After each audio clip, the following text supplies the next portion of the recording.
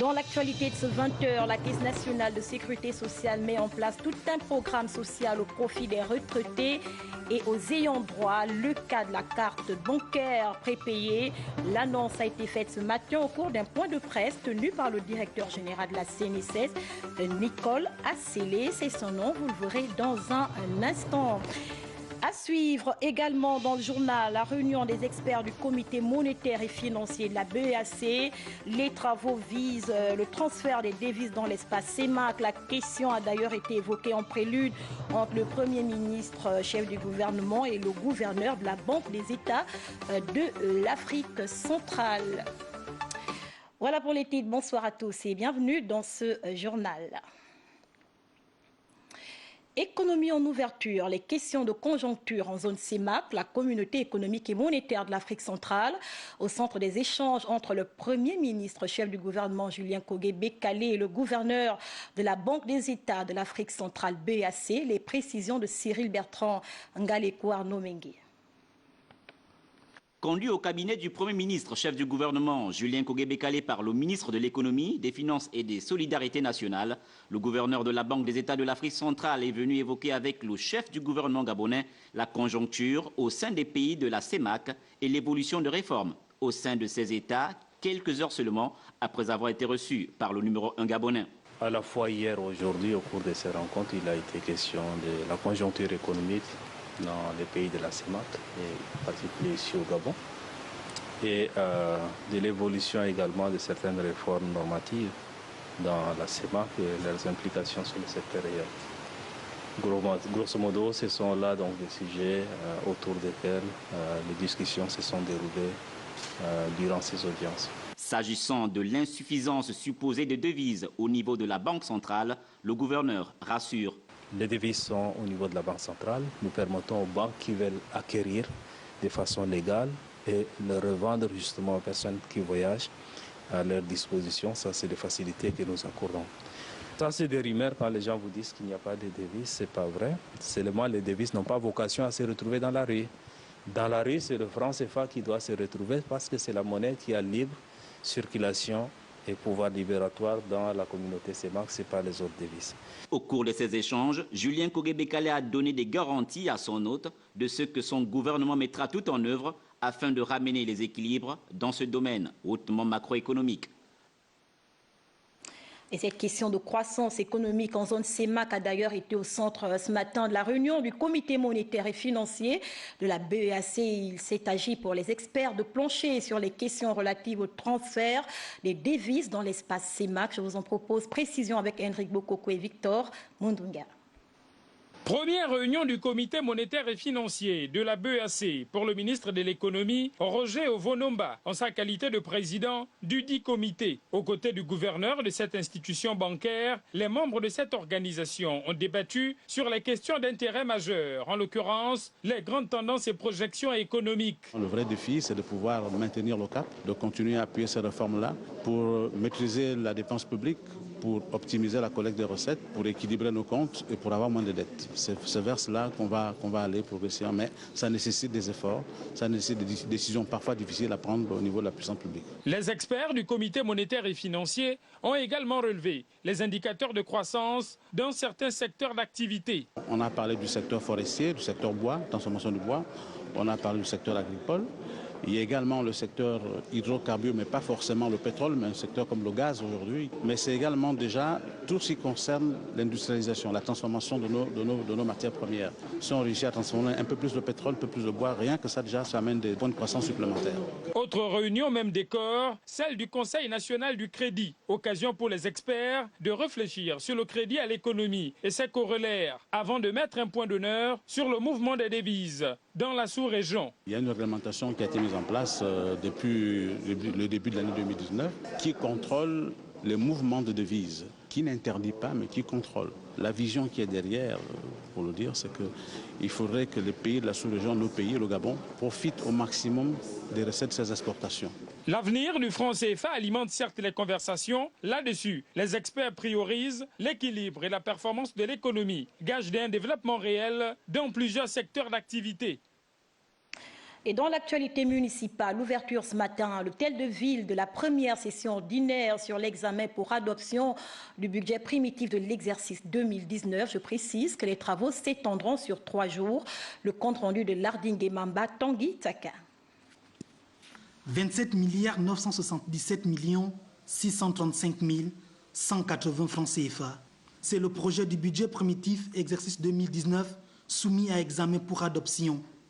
Une hausse de plus de 400 millions de francs CFA par rapport à 2018. Pendant 72 heures, les conseillers municipaux de la commune de Libreville sont donc appelés conformément aux dispositions de l'article 62, alinéa 2 de la loi organique 2015 à examiner puis donner quitus ou non au budget prévisionnel. Le projet de budget primitif exercice 2019 que j'ai l'honneur, au nom du bureau, de vous soumettre à votre examen pour adoption est le premier acte fort de notre mandat.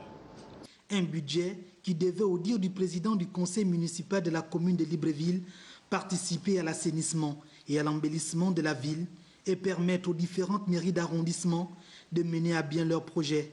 Cet acte sous-tend notre ambition et notre volonté commune de faire de Libreville une ville propre, belle, attrayante et prospère.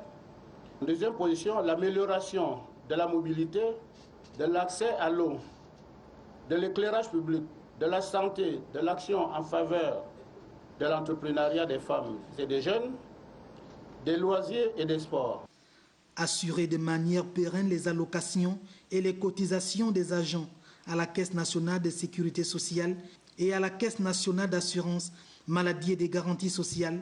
Le président du conseil municipal de la commune de Libreville veut œuvrer pour la mise en place des politiques publiques municipales dynamiques au service des populations. Et justement, le phénomène d'insalubrité, une question à plusieurs inconnus que la municipalité de Libreville tente tant bien que mal donc de résoudre. Voilà. Le cas de la gare routière dans le 2e arrondissement de Libreville, l'espace commercial de grande affluence croupit sous le poids des ordures ménagères. Le constat de Stévio Yann Mesui, Maguizan, Christ Rodolphe Limbonda. À qui incombe la responsabilité de nettoyer cet endroit? Ici, à l'ancienne gare routière de Libreville, l'insalubrité règne en maître. Et l'on est tenté de se demander à quoi a servi le déguerpissement des commerçants, étant donné que cet espace ne revêt toujours pas un visage beaucoup plus reluisant. Caniveau bouché, bouteilles plastiques à même le sol, sachets et bouts de papier d'une épaisseur pouvant même servir de tapis. Le comble, la facilité des usagers à uriner en plein air. Normalement, c'est aussi une responsabilité de la mairie de prendre charge de toutes ces choses-là. Et que c'est descendre sur le terrain, on voit si vraiment les voiries ici, si la voirie fait normalement son travail, parce qu'on constate que la voirie ne fait pas entièrement son travail. Et se focalise justement pour les routes, balayer les routes, et non pas nettoyer les abords des routes. S'il est vrai que la population a une part de responsabilité dans cette situation désolante, l'urgence, elle, est réelle. Les autorités doivent assainir cet environnement qui accueille plusieurs milliers de personnes, surtout en cette période de saison sèche où les épidémies sont récurrentes. Normalement, la mairie doit mettre dans tous les carrefours des toilettes publiques. Parce qu'il est anormal qu'en plein centre-ville, parce que nous sommes au 2e arrondissement, si vous regardez tout le long du 2e arrondissement, n'est que rempli des pipis. Et tu ne peux pas marcher avec les narines non bouchées. L'abondance des bouteilles plastiques parmi les déchets à ce lieu et à bien d'autres remettent en évidence la problématique du recyclage des ordures dans notre pays.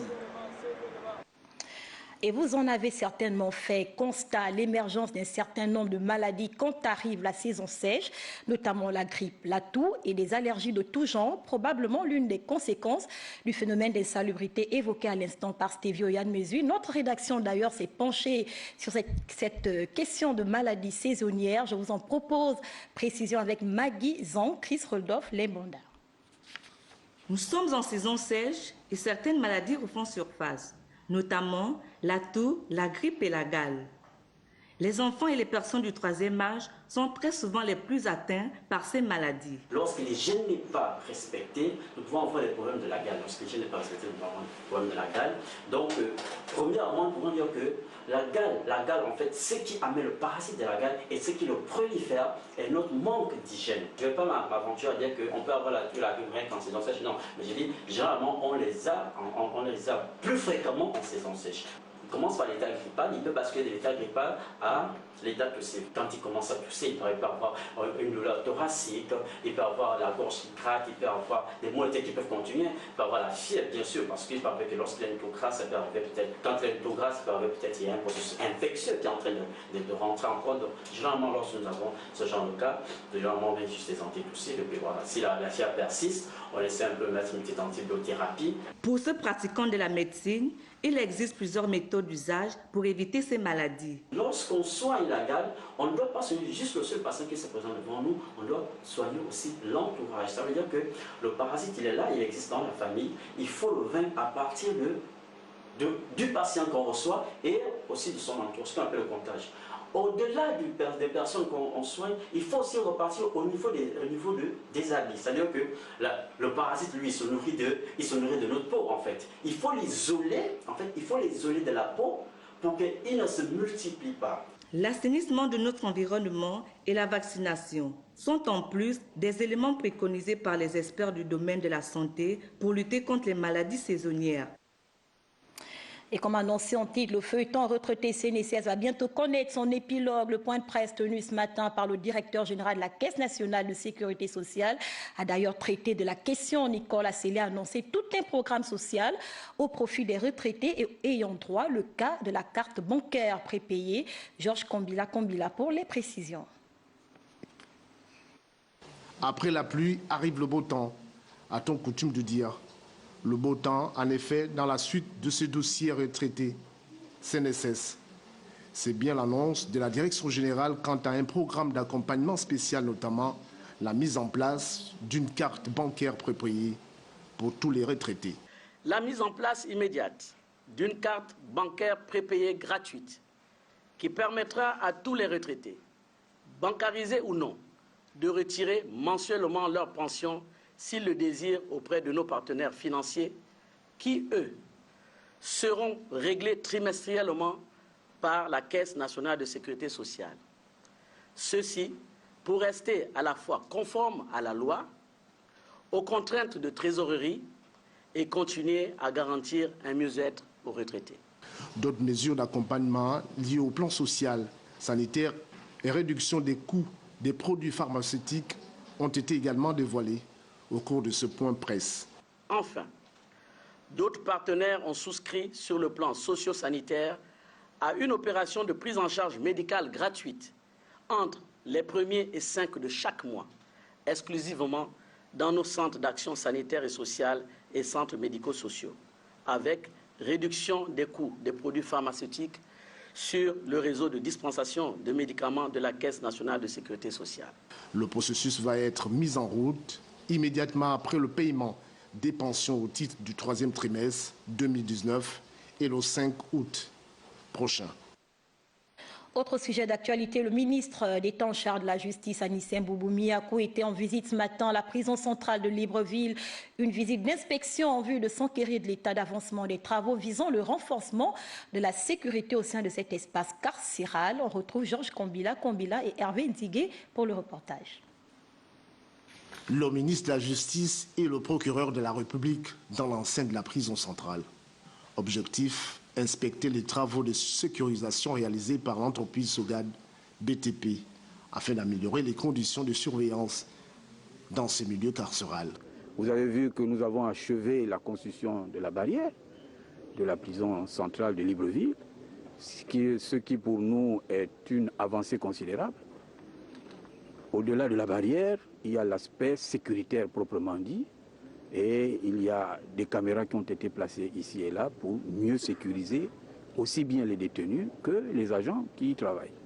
Entouré du commandant Gabriel Assoumou et autres personnalités administratives, le ministre d'État a évoqué les questions relatives à la construction de la nouvelle prison. Nous sommes en train de réfléchir sur un système de partenariat public-privé, parce que les moyens aujourd'hui du pays ne nous permettent pas d'engager sur fonds propres la construction d'une nouvelle prison. Elle coûte extrêmement cher, donc nous sommes là-dessus et nous espérons que très bientôt nous trouverons les mécanismes pour pouvoir mettre sur pied cette nouvelle prison aux normes internationales. La visite de la salle vidéosurveillance a mis un terme à cette inspection dans cette prison qui date de plus de 60 ans. Pour sa part, Rigobert Ikamboyan Deka, le ministre de la Communication, a entamé cet après-midi la visite des entités sous tutelle.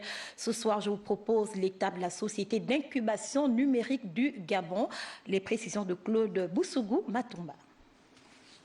La série de prises de contact initiée par Rigobert Ikamboyan Deka se poursuit. Après les différentes rencontres avec l'administration centrale, le tour revient ce jour au personnel de la Société d'incubation numérique du Gabon d'accueillir la délégation conduite par le ministre de la Communication et de l'économie numérique.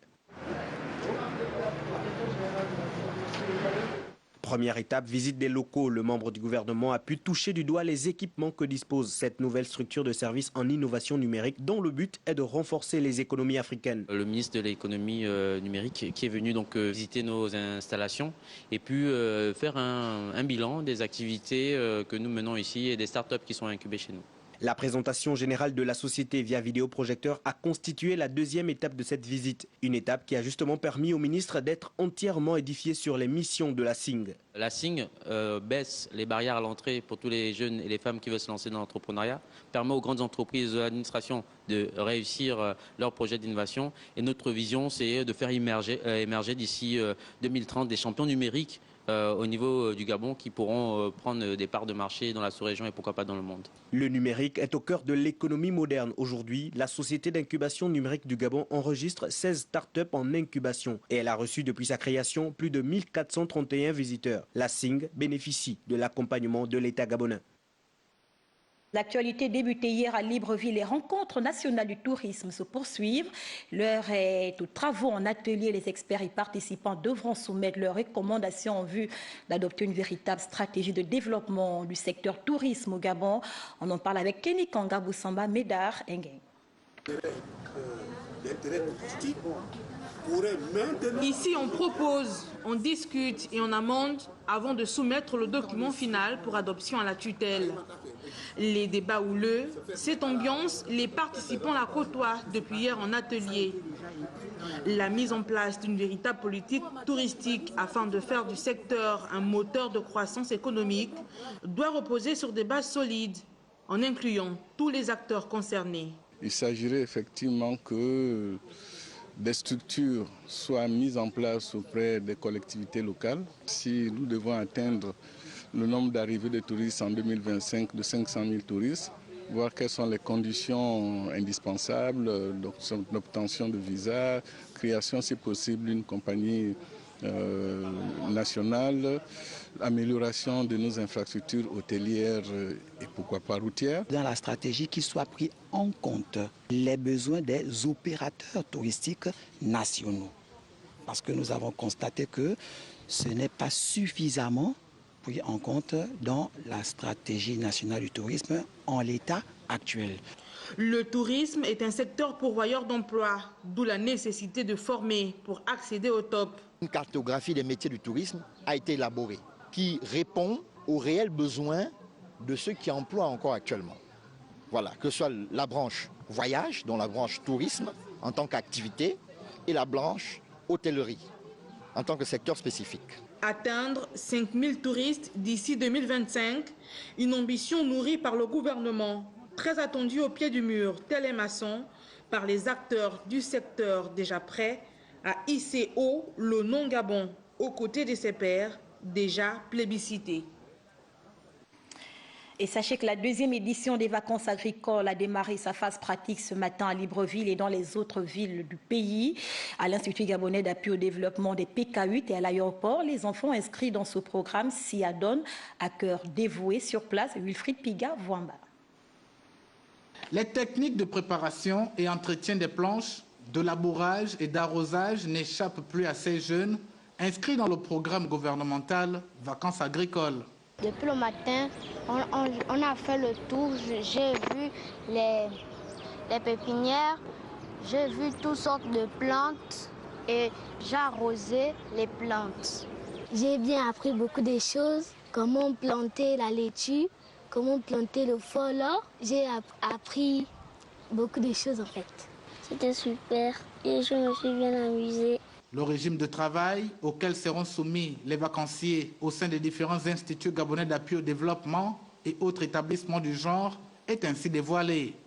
La reconnaissance du milieu, tel est l'exercice apprécié par les tout-petits au cours de cette première journée qui ouvre sur des perspectives encourageantes. Pour cette journée, nous avons commencé par la visite du site pour que les enfants s'imprègnent de l'ensemble des activités qui sont menées dans le cadre agricole. Et c'est aussi dans le but de créer l'émulation et de créer de plus en plus d'entrepreneurs agricoles. Cette journée sera organisée par des séances de semis, des séances de repiquage, des séances d'entretien des cultures avec les sarclages, binage et arrosage. Puis à la fin du cycle de la plante, les enfants pourront procéder à la récolte et à la vente de leur production. Les activités de cette deuxième édition des vacances agricoles sont initiées simultanément à Libreville comme à l'intérieur du pays sur les sites retenus à cet effet. On va parler culture à présent. C'est à la faveur d'une conférence de presse au Palais des Sports de Libreville que le ministre de la Culture, Franck Guéma, a planté le décor de la 3e édition du festival Gabon 9 provinces. Procédure d'inscription, engagement de l'État, vision 2019, thème retenu cette année, langue locale et jeunesse, précision de Raïssa Lor, Mezamendong, Eric Kassa. Le festival Gabon 9 provinces gagne au fil des ans en notoriété et mobilisation. Plus de 40 000 visiteurs l'an dernier, 1500 artistes à l'œuvre. L'engouement intergénérationnel et l'engagement à célébrer et valoriser le patrimoine culturel gabonais sont autant de raisons qui rendront cette édition particulière sous le thème « Langue locale et jeunesse ».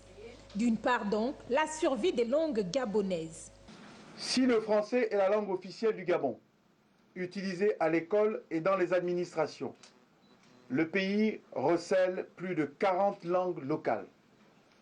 Reléguées au second plan, elles sont menacées d'extinction. Nos langues locales, qui malheureusement tendent à perdre leur importance et leur originalité au fil des temps, doivent être sauvegardées et transmises par les canaux appropriés aux générations actuelles et futures aux fins d'une meilleure appropriation de notre riche patrimoine linguistique. Et la jeunesse, avenir de la nation, chère au ministre Franck Guéma. Souvenez-vous, dès ma prise de fonction ministérielle, et bien sûr sous l'impulsion du président de la République, j'ai annoncé que je m'évertuerais à mettre la jeunesse au centre des politiques publiques.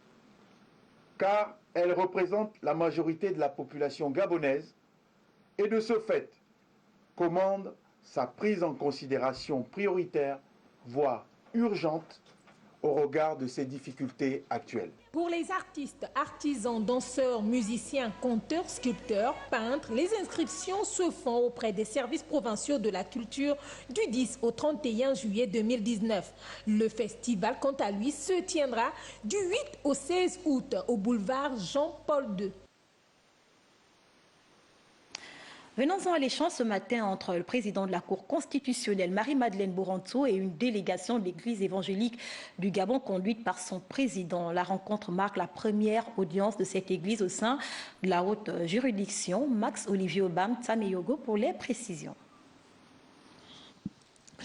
Le bureau de l'Église évangélique du Gabon s'est entretenu avec les juges constitutionnels, en tête desquels le président de la Cour constitutionnelle, Marie-Madeleine Boranto. Plusieurs questions étaient à l'ordre du jour, notamment des questions de paix et de concorde nationale. À ce sujet, les révérends pasteurs ont informé les membres de la haute juridiction qu'ils organisent une messe pour la paix dans notre pays le 21 juillet prochain. L'occasion est également offerte à ces hommes d'église qui étaient reçus officiellement pour la première fois au sein de la haute juridiction, de s'imprégner du fonctionnement de la Cour constitutionnelle. C'est la première fois, c'est des échanges. La Cour constitutionnelle nous a instruit sur les procédures de la Cour qui sont mal interprétées par les citoyens lambda. Ils nous disent comment est-ce que la Cour constitutionnelle se prononce, comment elle question qu'elle soit pour se pencher d'un côté ou de l'autre. Elle lit simplement le texte. Et donc, c'est peut-être la mauvaise interprétation des citoyens qui ne maîtrisent pas effectivement le droit. Il faut rappeler que le bureau actuel de l'Église évangélique du Gabon a été mis en place le 29 juillet 2018. Politique, on en parle dans la province de Logo et Vindo. Nous sommes au nord-est du Gabon. Le député PDG du premier siège du département de la Lopé, Guy Mexamba Miaka, et son suppléant Benjamin Moignon ont sillonné les villages du district de Mokeko. Au-delà des remerciements aux populations, le député Mamiaka a présenté les nouvelles orientations et la vision du Parti démocratique gabonais. Le reportage est signé Lardingue Mamba et Alexandre Onkogue. Trêve de discours à n'en plus finir. L'heure est désormais aux actes concrets. Le député du premier siège du département de la Lopé, Guy Mexamba Miaka, en tournée dans le district de Mekeko, se veut pragmatique et réaliste en établissant un pacte de confiance avec ses électeurs. Il est souvent reproché aux hommes politiques, notamment de mon parti, de ne se rapprocher des populations que lorsqu'il faut briguer leur scrutin. Nous l'avons fait, mais nous venons ensuite leur dire merci. Et nous le ferons tout au long de notre mandat. Accompagné de son suppléant Benjamin Moignon, l'élu du premier siège de la Lopé veut placer son mandat sous le sceau de la proximité. Nous avons fixé ce mandat sous le prisme de la proximité. Je suis proche de mes populations, mais je le serai davantage. Il était important que nos électeurs sachent que nous sommes là, avec eux à leur côté. Je leur ai dit, si vous voyez nombreux, sachez que c'est moi. La cohésion et l'unité des pédégistes des cantons au Fouet-Aval et l'Eledi sont des mises pour que rayonne le département de la Lopé. Nous sommes très contentes de voir cet enfant. Il visite ses mamans, il aime le coin. Et c'est un enfant qu'on donne très bien. C'est un enfant, quand il promet, il réalise. Malgré le fait qu'il soit sorti du gouvernement, il a tenu à sa promesse, celle de venir remercier les populations qui l'ont voté massivement. Du PK0 à Kongumbumba, en passant par Masingelani, Mikongo, Asuka, Kazamabika et Ayen, l'élu national a appelé les jeunes à mettre fin à l'oisiveté afin de pouvoir se prendre véritablement en charge.